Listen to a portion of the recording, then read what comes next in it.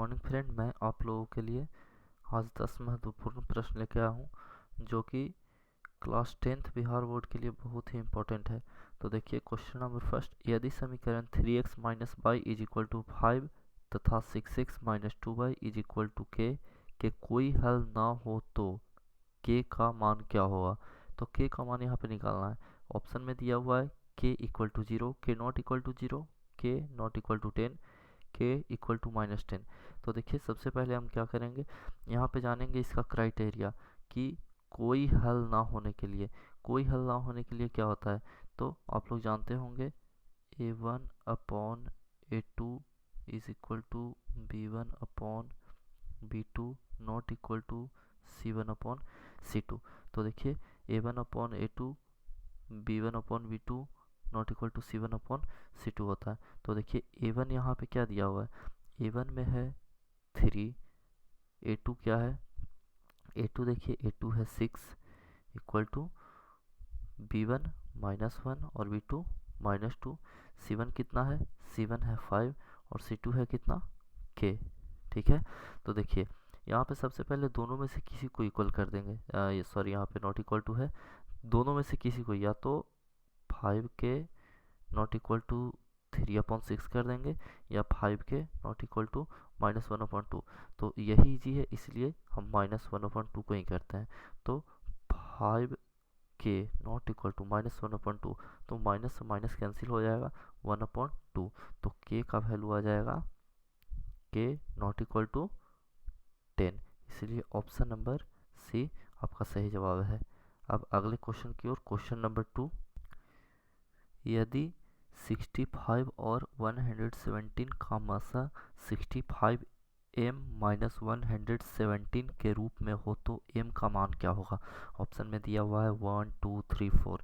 तो देखिए सबसे पहले तो 65 का मासा दिया हुआ है कितना कि 65m और -17। तो 65m -17, 65m -117, तो 65m -117 इज इक्वल टू क्या हो जाएगा, इन दोनों का HCF। ठीक है, HCF। तो देखिए इन दोनों का HCF हो जाएगा, तो सबसे पहले इन दोनों का हम HCF निकाल लेते हैं। इन दोनों का HCF क्या हो जाएगा, 65 117, तो 1 टाइम 65 सब्ट्रैक्ट करेंगे आ जाएगा 52। ठीक है, फिर 65 1 टाइम, यहाँ 52, यहाँ 13।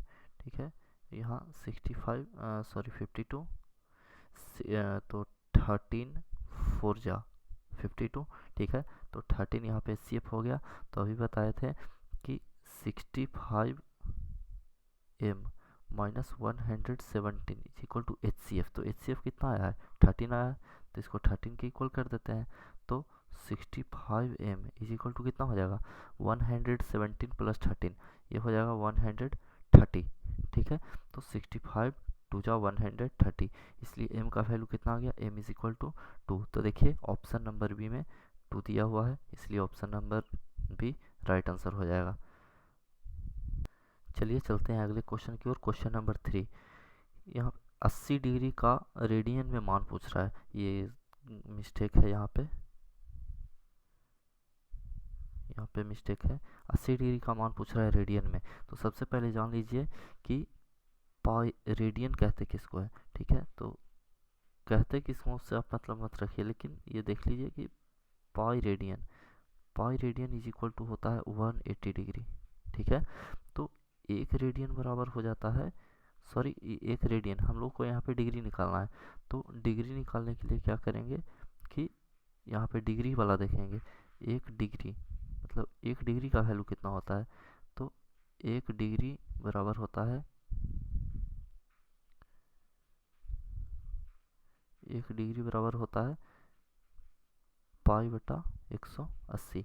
तो हम लोग को 80 डिग्री के लिए निकालना है। 80 डिग्री के लिए क्या हो जाएगा, पाई अपॉन 180 इंटू 80। तो 10 से 10 कैंसिल हो जाएगा, 2 4 और 2 से 9, मतलब कितना हो गया 4 pi upon 9। Option number D right answer हो जाएगा। चलिए चलते हैं अगले क्वेश्चन की ओर। देखिए नेक्स्ट क्वेश्चन, क्वेश्चन नंबर 4 पूछ रहा है 279 डिग्री किस पाद में स्थित है। तो देखिए पाद को इंग्लिश में बोलते हैं क्वाड्रेंट। तो सबसे पहले जान लीजिए कि पाद होता, क्वाड्रेंट होता क्या है।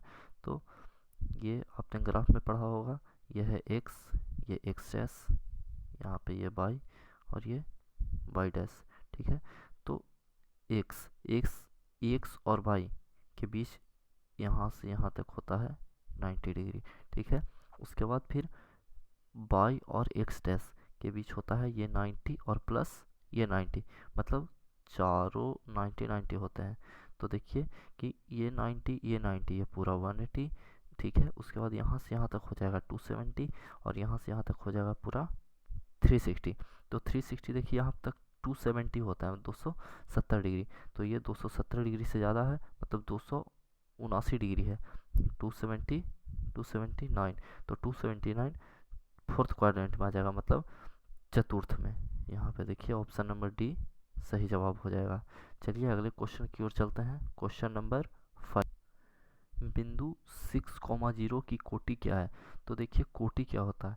तो 6,0 6,0, तो देखिए इसको बोलते हैं, जो एक्स एक्सिस पे होता है इसको बोलते हैं भुज, और जो वाई एक्सिस पर होता है इसको बोलते हैं कोटि। तो यहाँ पे आप लोग सब समझ गए होंगे कि कोटि क्या है। कोटि यहाँ पे 0 है, ऑप्शन नंबर बी सही जवाब है। अगला क्वेश्चन की ओर चलते हैं, क्वेश्चन नंबर 6। अगला क्वेश्चन, क्वेश्चन नंबर 6 में देखिए वैल्यू निकालना है cos 30 degree upon sine 60 degree का। तो cos 30 डिग्री क्या होता है, √3/2, और साइन 60 डिग्री भी होता है √3/2। तो √3/2 से √3/ कैंसिल हो जाएगा 2, तो इसलिए 1 आंसर आ जाएगा, ऑप्शन नंबर बी सही जवाब। चलिए अगले क्वेश्चन की ओर चलते हैं, क्वेश्चन नंबर 7। अगला क्वेश्चन देखिए, question number 7, sine A plus B. तो ये फॉर्मूला है साइन ए प्लस बी। तो साइन ए प्लस बी, तो sine A plus B is equal to होता है sine A into cos B. Sine A into cos B plus cos A into sine B. तो देखिए अगर यहाँ पे plus रहेगा, ठीक है, तो इसमें यहाँ पे भी प्लस हो जाएगा, ठीक। मतलब साइन ए माइनस बी रहेगा तो यहाँ पे हो जाएगा sine A into cos B minus cos A into sine B. लेकिन यहाँ पे हम लोग से पूछ रहा है साइन ए प्लस बी, तो साइन ए प्लस बी बराबर होता है sine A into B plus cos A into B. तो sorry, sine A into cos B plus cos A into sine B. तो देखिए ऐसा ऑप्शन ऑप्शन नंबर सी में है, इसीलिए option number C right answer हो जाएगा। चलिए अगले क्वेश्चन की ओर चलते हैं, क्वेश्चन नंबर 8। देखिए क्वेश्चन नंबर 8 में फिर से फॉर्मूला ही पूछ रहा है cos a माइनस बी। तो cos a minus B, cos a minus B का फॉर्मूला होता है cos a minus B. cos a minus B बराबर होता है cos a into cos B plus sine A into sine B.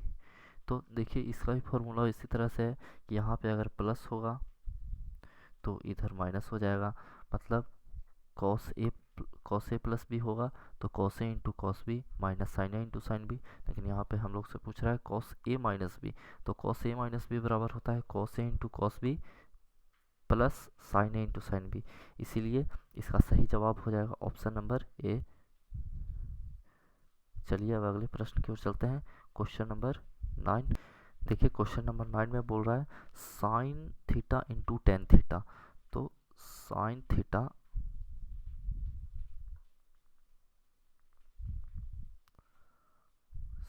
Theta into tan theta.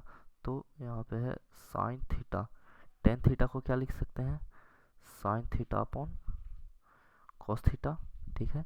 तो sine into sine हो जाएगा sine square और नीचे कॉस, तो मतलब हो जाएगा साइन, सॉरी यहाँ पे sine square theta upon cos theta.